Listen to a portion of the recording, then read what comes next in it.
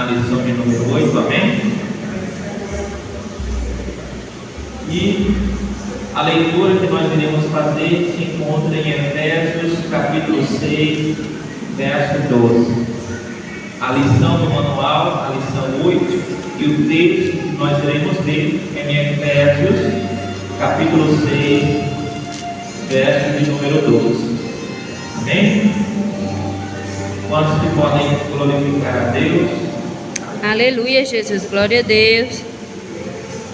Efésios 6, 12. Podemos ler? Diz assim a palavra de Deus: porque a nossa luta não é contra o sangue e a carne, e sim contra os principados e potestades, contra os dominadores deste mundo tenebroso, contra as forças espirituais do mal nas regiões celestes. Nessa tradução, que é a Almeida Revista Atualizada, tem outra tradução que é a NTLH, que é a nova tradução da língua de hoje, diz assim: pois nós não estamos lutando contra seres humanos, mas contra as forças espirituais do mal que vivem nas alturas, isto é, os governos, as autoridades e os poderes que dominam completamente este mundo de escuridão. Tá bom? Vamos orar. Faremos a Deus pedindo que o Senhor nos dê o direcionamento dessa lição e que nosso entendimento, a nossa compreensão seja plena na presença de Deus e que entendamos da melhor forma aquilo que Deus Ele quer nos passar nessa noite. Senhor Deus e Pai, nessa noite te damos graças pela oportunidade que estamos tendo, Pai, de estarmos aqui reunidos mais uma vez para esta lição bíblica, que possamos sim crescer em graça e conhecimento e nos aprofundarmos na Escritura, a entender a Tua vontade, que é boa, perfeita e agradável. Fala, Senhor, com cada um de nós neste lugar, para a glória do nome do Teu Filho amado, Jesus Cristo. Amém e amém, Jesus, e graças a Deus. Amém, queridos? Irmãos, então, a lição de número 8, ela tem um tema: amar os nossos inimigos, abundância espiritual, maturidade cristã. Mais uma vez, a lição de número 8 tem o título: amar os nossos inimigos, abundância espiritual e maturidade cristã. E nós lemos aqui em Efésios, no seu capítulo de número 6 e no verso de número 12. Vamos lá, a lição aplicada diz assim: como cristãos, temos a oportunidade de demonstrar caráter, bem como amor e maturidade espiritual diante dos que se opõem. Então essa é a nossa lição aplicada. E o caráter são justamente os valores e características que estão atrelados a cada um de nós. Há uma frase que diz que o caráter é aquilo que nós somos quando ninguém está nos vendo, ou seja, aquilo que nós demonstramos ser quando ninguém está nos vendo. É um sentido que podemos dar ao caráter. Então, ao caráter cristão, ou seja, nós, como seguidores e discípulos de Jesus, precisamos ter um caráter moldado segundo o caráter de Cristo. E então, tomando gancho nessa lição, vamos aprender sobre este amor aos nossos inimigos, né?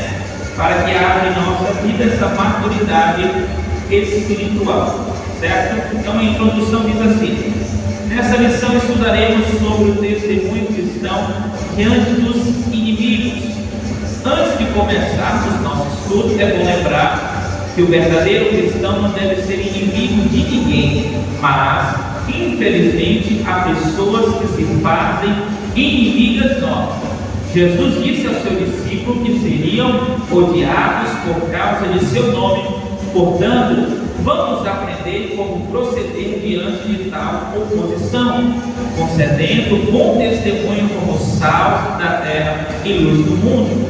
Então, queridos, primeiro ponto: devemos conhecer ou saber quem é o nosso inimigo, o nosso adversário. Por quê? Porque eu li duas traduções. Primeiro, você pode observar que na segunda tradução ela é bem explícita, no sentido que diz que nós não temos que lutar contra seres humanos, ou seja, contra o nosso semelhante. A nossa luta, ela não é física. Às vezes, quando se fala de inimigos, ele, até mesmo nessa lição ele vai citar alguns exemplos. Quando se fala de inimigos, logo se pensa, aquela pessoa que está me perseguindo, ela é meu inimigo. Aquele vizinho, aquele fulano, aquela pessoa é o meu inimigo. Não. A Bíblia é bem clara quando nos diz que não temos que lutar contra seres humanos, mas a nossa luta é uma luta espiritual. Mas aquela pessoa é atribulada, faz isso, aquilo, outro, mas sobre a vida dela há uma ação espiritual. Por quê? Porque nós que estamos em Cristo, o poder que opera em nós é o poder de Deus, é o poder do Espírito Santo. Mas aqueles que não temem a Deus, aqueles que não servem a Deus, o poder ou aquilo que rege a vida deles é o sistema mundano, ou seja, quem governa, quem comanda a vida deles, aqueles que não têm Deus, é o adversário. Por isso a nossa luta não é contra a pessoa, o ser humano em si. A nossa luta é contra os espíritos que governam, contra os espíritos e as forças espirituais que utilizam-se muitas vezes dos seres humanos, ou seja, usam as pessoas para fazerem muitas coisas desagradáveis, fazerem muitas coisas que vão de encontro à nossa vida. Mas nós precisamos entender que o nosso adversário, o nosso inimigo, não são eles, mas é quem usa a vida deles, que são os espíritos e as forças espirituais da maldade. E nós, que temos o caráter de Cristo, precisamos entender que nós não devemos ser inimigos de ninguém. Nós não podemos impedir das pessoas serem nossos inimigos, não podemos, mas nós podemos lutar para não ser inimigo de ninguém. Consegue entender a diferença? Certo? Não podemos impedir ninguém de ser nosso inimigo. Pessoas que não vão com a nossa cara, pessoas que não gostam de nós, pessoas que até mesmo fazem obras malignas contra a nossa vida, não podemos impedir. Mas nós não podemos ser inimigas de ninguém. Não podemos ser nós a ser os intrigueiros, os confuseiros, aqueles que buscam ocasião contra outras pessoas. Aí nós podemos impedir. Por quê? Porque nós, como cristãos, precisamos ser sal e luz da terra. E o caráter de Cristo na nossa vida, ele é demonstrado através das ações que demonstram a diferença. Então, há pessoas que serão nossos inimigos, no sentido de que se colocarão em oposição, serão nossos opositores, que são utilizados, há uma intervenção, uma ação espiritual maligna, mas nós não podemos ser inimigos e adversários de ninguém. Primeiro ponto, entendendo a lição. Na atualidade, vemos uma falta de compreensão no que diz respeito ao relacionamento interpessoal por parte de muitos cristãos. Felizmente, muitos, quando ouvem pregações, louvores, porém, sobre derrota do inimigo, inimigos envergonhados, etc., logo pensam nos vizinhos, nos descrentes e naqueles que trabalham ou estudam juntos e que às vezes zombam ou escarnecem dos cristãos. Então, às vezes há a má interpretação ou compreensão de quem é os nossos inimigos. Há pessoas que acham que o seu inimigo é aquele funcionário que trabalha na igreja com ele, ele é atribulado, é o meu inimigo, só vive atribulando. Aquela pessoa que eu estudo com ela não segue a Deus, até mesmo ela é de outra, religião, de matriz africana, enfim, homoafetivo e tantas outras coisas. Ela é meu inimigo, ela é meu adversário. Mas a gente precisa ter a real compreensão quando a palavra ou quando se escuta um louvor a respeito da compreensão e entendimento de adversário, de inimigo. Não é a pessoa em si, mas é a força espiritual que age sobre aquela pessoa. Então, muitas vezes, as pessoas elas têm uma certa efervescência, se alegram quando o louvor, a pregação fala de derrota do inimigo. Logo ela pensa, aquele meu adversário, aquela pessoa que tem atribulado no meu trabalho, aquele vizinho, enfim, tantas outras situações. Aquela pessoa, Deus está dizendo que ele vai ser derrotado. Mas não é esse o sentido que a palavra nos dá. Não é esse o sentido de que a Escritura fala-nos a respeito dos nossos inimigos ou dos nossos adversários. Então, entendendo isso, que o nosso inimigo, o nosso adversário, são as forças malignas que operam nesse mundo, pois sabemos que o mundo, quando se fala do mundo nesse sentido que eu quero aplicar agora, o sistema mundano, ou seja, aquilo que governa ou que rege aparentemente o mundo. Vivemos um momento ou um contexto da nossa atualidade, esses dias para eles festivos, e o sistema que rege o mundo, ou o sistema que está aparentemente governando essas vidas desse crente, essas vidas sem Jesus, esse sistema que controla eles, esse sim é o nosso adversário, porque a operação ou a ação maligna que está operando na vida dessas pessoas é contra eles que nós devemos lutar. Devemos enxergar em cada ser humano, cada pessoa, que ele tem uma alma, e esta alma está aprisionada, e é justamente contra aquele que está aprisionando esta alma que é a nossa luta, porque eles estão presos no pecado. O pecado é uma prisão sem cadeias, que dá a falsa ilusão: eu faço o que eu quero, eu faço segundo a minha vontade, mas eles estão presos pelo poder e pela opressão do pecado. Mas a igreja, ela é livre, ela é liberta, como João 8,32 diz, que conhecereis a verdade vos libertará. Glória a Deus, então, aleluia. Verdadeiramente livre somos nós.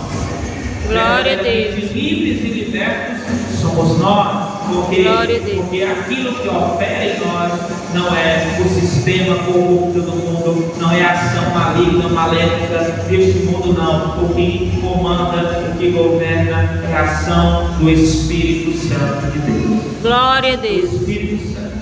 Então, compreendendo isso, o segundo parágrafo diz assim: Jesus explicou ao seu discípulo que, como seus seguidores, deveriam viver de forma a glorificar a Deus por suas obras.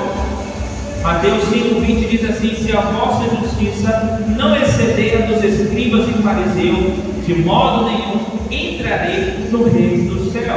Assim resplandeça a vossa luz diante dos homens, para que vejam as vossas boas obras e glorifiquem ao vosso Pai que está no céu. Mateus 5,13. Ou seja, nós devemos ter atitudes que glorificam a Deus, que exaltam a Deus. De que forma? Entendemos que ainda que essas pessoas sendo utilizadas, essas pessoas muitas vezes se colocando, se portando como adversários, porque há uma intervenção, uma ação maligna sobre a vida delas, mas nós, como tendo o caráter de Cristo, não podemos nos fazer inimigos dele, mas devemos glorificar a Deus, e as nossas obras, as nossas justiças devem exceder a glória a Deus. Fala dos escribas e fariseus, devem de forma que manifestem e glorifiquem a Deus. Por quê?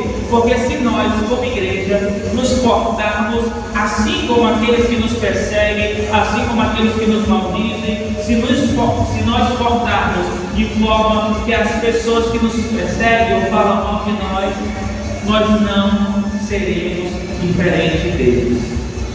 Por isso, a nossa justiça, a nossa obra deve exceder, ou seja, ser acima de tudo isso. Devemos estar acima disso. Não importa se estão maldizendo, não importa a ação que estão fazendo, o que importa é a nossa ação diante de Deus. Ah, mas ele está me perseguindo. Ah, mas está falando isso, está fazendo aquilo. Ah, mas está fazendo uma obra maligna.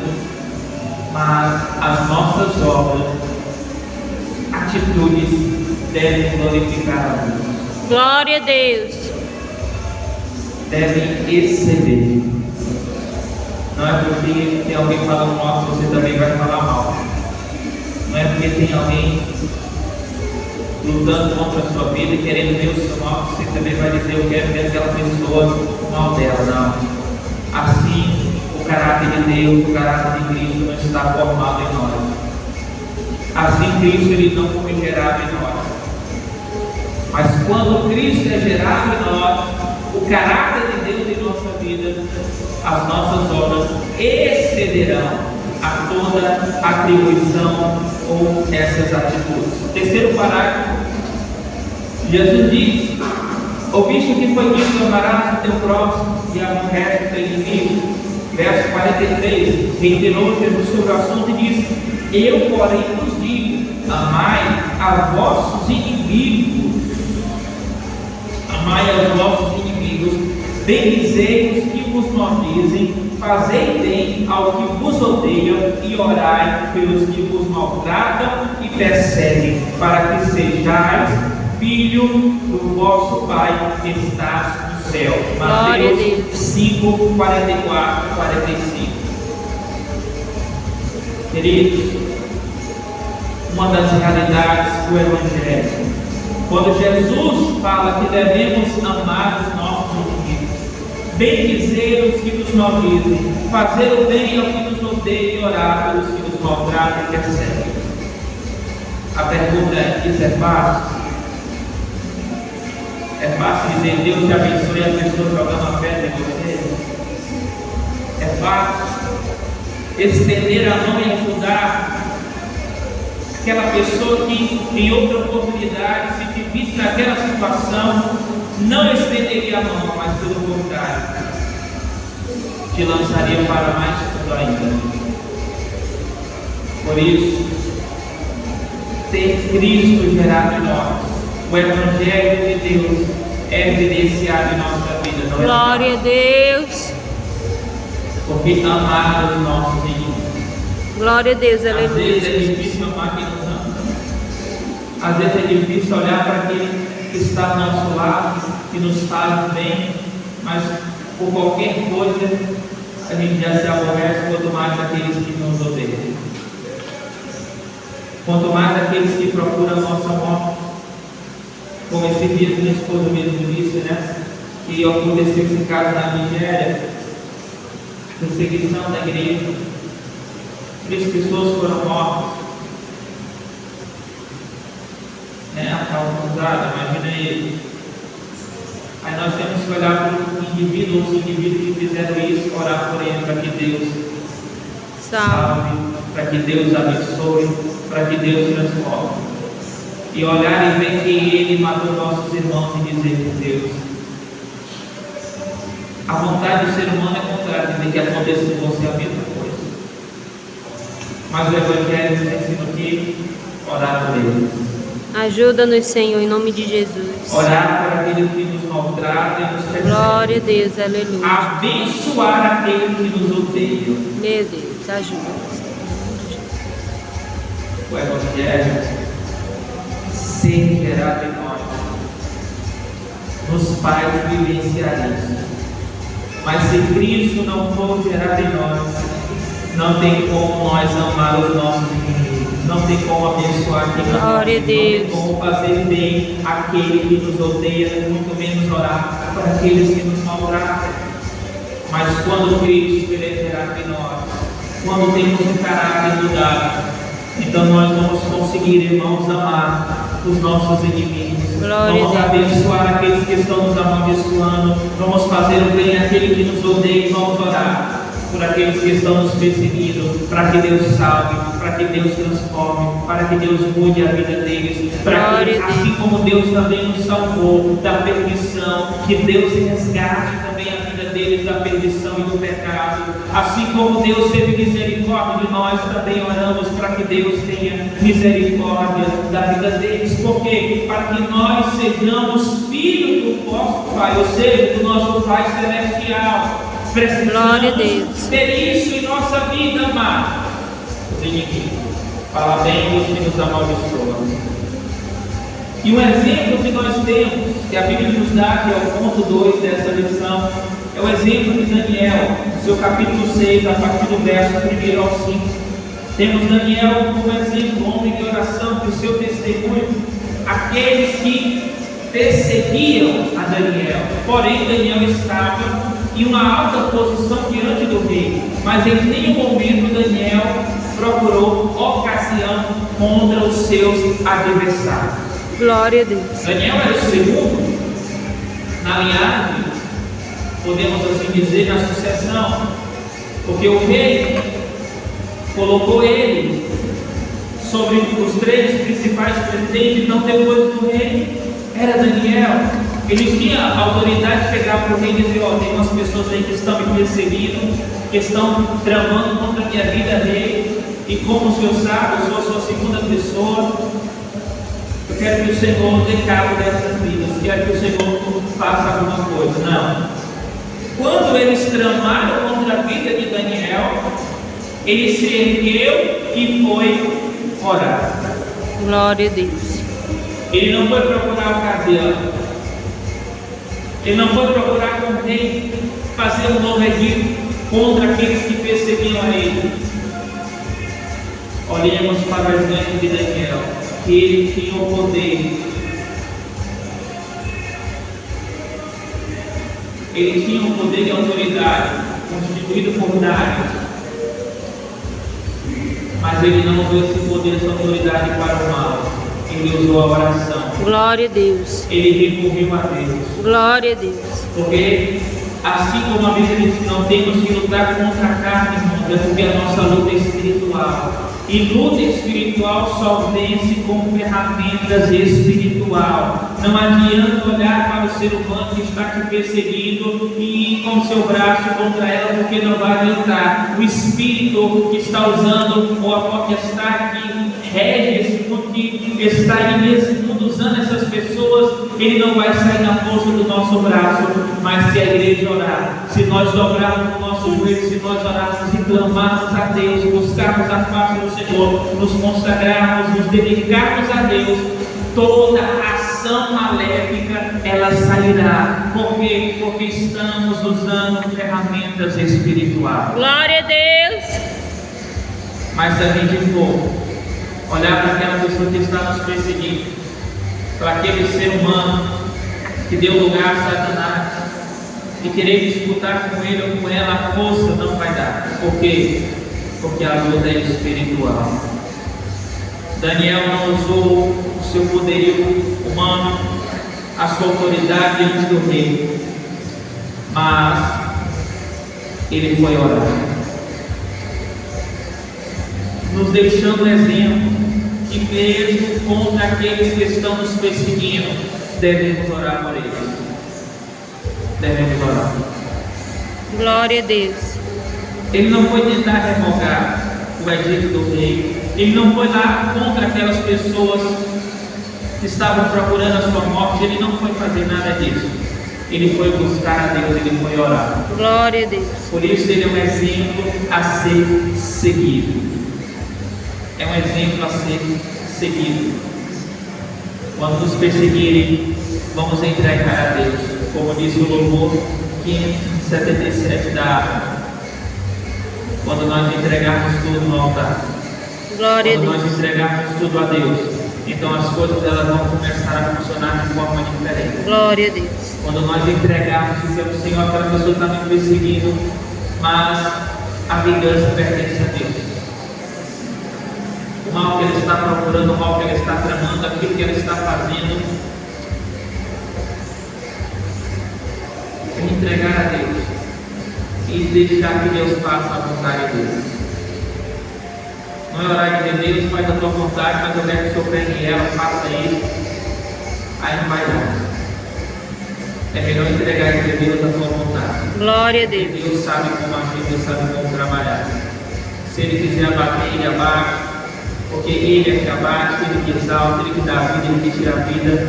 É Ele que faz tudo. Glória a Eu e Deus. você somos limitados. Por isso, entregar a Deus. Daniel entregou. Em oração, ele foi orar. E é um exemplo a ser seguido aos cristãos da atualidade. Que nós, imagine Daniel ali recebendo aquele exemplo, fosse buscar a ocasião, uma discussão ou contenda diante do rei, diante dos seus adversários.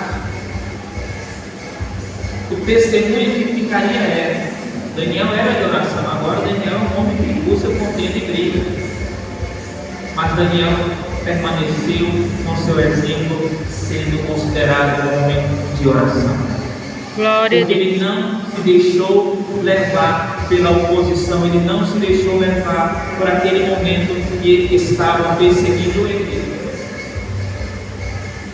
Como seres humanos, temos os nossos sentimentos e vontades, mas tudo isso precisa estar sob o domínio e o controle do Espírito Santo. Glória a Por Deus. isso, em Gálatas 6, a Bíblia nos fala a respeito do fruto do Espírito, a temperança, o domínio próprio, que é o controle, a ação do Espírito em nós, controlando os nossos sentimentos e emoções, para que nós saibamos como agir diante dessas situações. Porque a Glória a vontade Deus. humana é fazer conforme ele me fez, é procurar o mal dele, assim como ele procurou o meu mal, é tramar contra a vida dele. Mas aquele que é dominado pelo Espírito, ele não procura o mal do outro. Aquele que é dominado, que tem a temperança e o domínio próprio, ele se contém, ela se contém. Glória a Deus. Porque nós não somos governados pela nossa vontade, somos governados pelo Espírito. E se o Espírito de Deus está na nossa vida, é Ele que irá dirigir os nossos passos. Glória a O nome Deus. de Deus será glorificado, assim como foi glorificado na vida de Daniel. Glória a Deus. Não precisou Daniel buscar a ocasião. Quando Daniel foi isento, que ele foi lançado na cova dos leões, mas Deus livrou. E os seus adversários que posteriormente foram lançados não ficou. Mas não precisou Daniel procurar a ocasião contra eles. Não precisou Daniel levantar equipe contra eles. Só precisou orar, confiar em Deus e deixar Deus trabalhar. E Deus, que é o juiz, o justo juiz, se encarregou de dar fim aos seus inimigos como lhe apraz. Porque a justiça de Deus é perfeita. Agora a nossa é Glória a falha. Deus. Por isso que o sistema judiciário, tantas coisas aí acontecem, porque a justiça humana é falha. Mas a de Deus é perfeita. Eu Por creio. isso, confie na justiça de Deus. Confie Glória na a ação de Deus. Deus. A justiça do homem falha, mas a justiça de Deus, ela segue e permanece. Glória a Deus. fiel e perfeita. Terceiro ponto da nossa lição: como proceder diante dos opositores. Que atitude nós devemos fazer diante daqueles que nos perseguem? Vamos lá. Nunca deixar de realizar o trabalho, mesmo diante das mais duras perseguições. Neemias, capítulo 6, versos 2 e 3. Então temos o exemplo de Neemias, que mesmo diante da oposição de Sanbalate, Tobias e tantos outros, ele não parou o serviço e a obra que ele estava fazendo para Deus.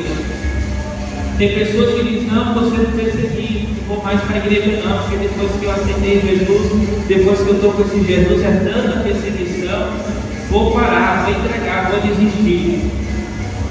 Mas Neemias não desistiu, não desanimou do trabalho que ele estava fazendo para Deus, mesmo diante das perseguições. Glória a Deus. Não desista. Estão perseguindo o seu ministério, a sua vida?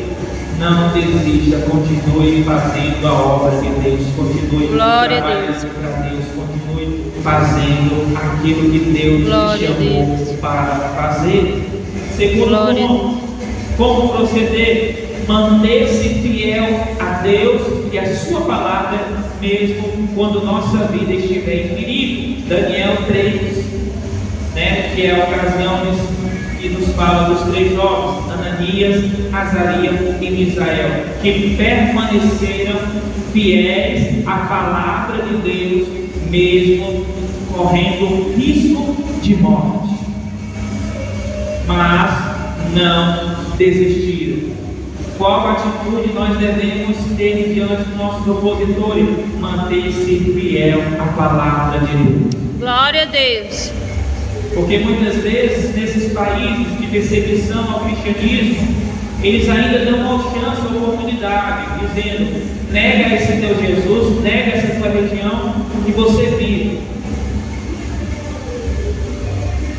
Mas eles se mantêm fiéis e por isso eles morrem, porque eles não negam a Jesus nem a sua palavra, mantém-se fiel até a morte. É a atitude que nós devemos tomar diante dos nossos opositores. Terceira atitude: mostrar o amor de Deus para com as pessoas que nos odeiam através do trato. Ou seja, mesmo que aquela pessoa tenha algo contra você, procure o seu mal, mas se você pode agir com amor, com mansidão, se você em alguma oportunidade ou ocasião puder fazer o bem para ela, faça, porque assim você estará demonstrando o amor de Deus na sua vida. Quando nós agimos diferente do que as pessoas esperam, porque aquele que nos persegue, se acontecer dele precisar, se acontecer de ter uma situação que nós possamos socorrer a ele, eles esperam que nós ajamos da mesma forma. Mas quando nós demonstramos amor, o amor de Deus, então nós estamos dando exemplo de que o caráter de Deus foi forjado em nós e de que o amor de Deus ele transforma. Quarto ponto: orar por todos aqueles para que todos aqueles sejam salvos e libertos. Qual atitude para tomar diante dos nossos opositores? Orar por eles, para que eles sejam salvos. Glória a Deus, glória a Deus. Eles estão presos no pecado, oprimidos por Satanás. Então a gente precisa orar para que eles sejam salvos, para que eles sejam libertos, para que a vida deles seja mudada, seja transformada. Glória a Deus. Se coloque na vontade, no centro da vontade de Deus. E última atitude: perdoar de todo o coração. Lucas 23, 34. Jesus ali, diante da crucificação, ele olha para os seus opositores e ora ao Pai dizendo: Pai, perdoa-me. Jesus não estava pedindo ali que o Pai o perdoasse simplesmente por falar. O perdão ele precisa ser verdadeiro e sincero. Glória a Deus. Jesus, quando diz Pai, perdoa-me, ele nos deixa exemplo. Estavam perseguindo Jesus. Aqueles homens crucificaram Jesus. Aqueles homens penduraram Jesus em madeira. Aqueles homens cravaram aqueles pregos na cruz. E Jesus olha ao Pai e diz: perdoa eles. Fizeram tanto mal contra Jesus, mesmo assim, ele ainda procurou e pediu perdão por eles a Deus. Quarto ponto: nosso maior exemplo, Jesus. Em João 13, relata que Jesus demonstra um exemplo de humildade quando ele lava os pés do discípulo. E quando você para analisar os discípulos, Jesus vai lavar os pés do traidor, Jesus vai lavar os pés do incrédulo, Jesus vai lavar os pés daquele que mentiu, que negou a ele. Jesus poderia muito bem ter lavado os pés somente daquele que ele sabia que manteria-se ou que não seria uma oposição, ou contrário à sua vontade. Mas Jesus é o nosso exemplo.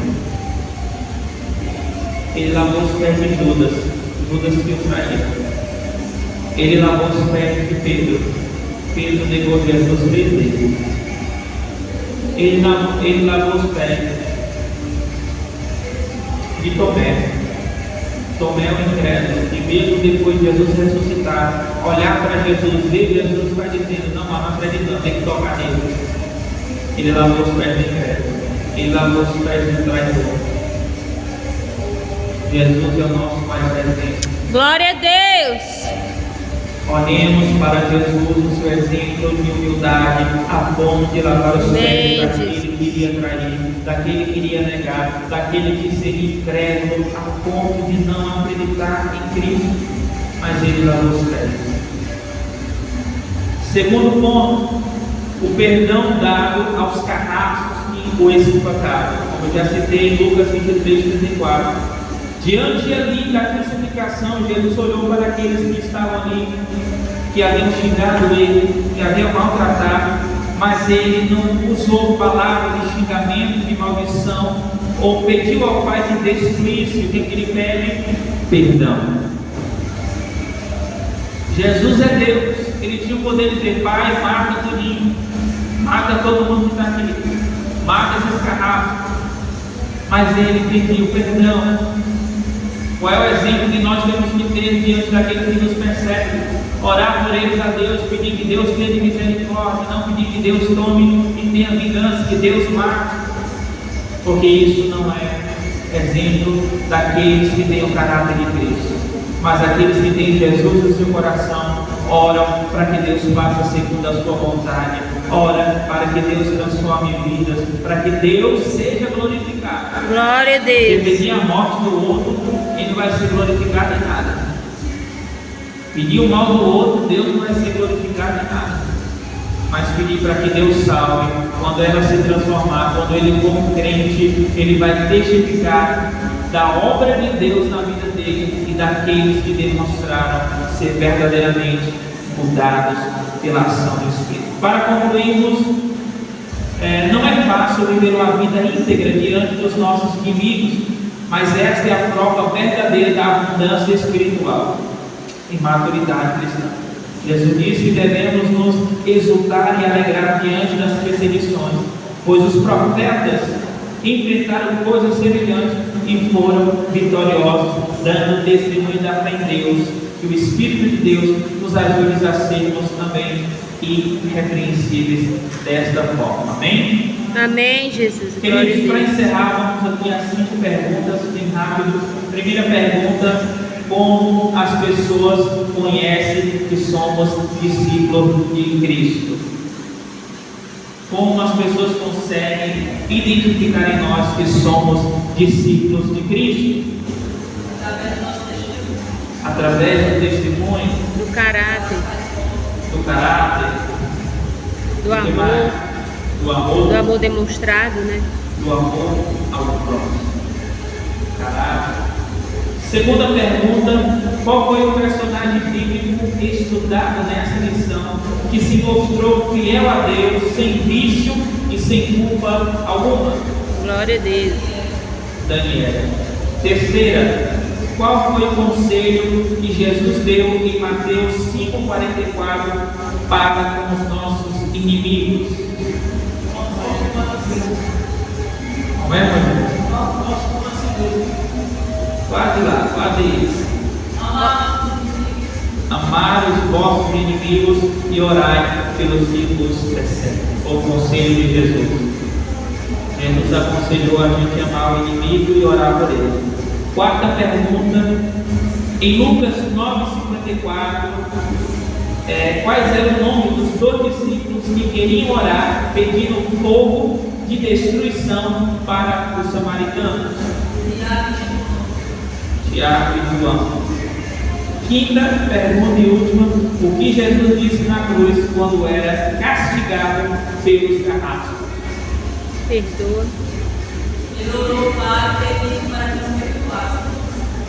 Glória a Deus. Para que o Pai nos perdoasse. Porque não sabia o que fazer. Amém?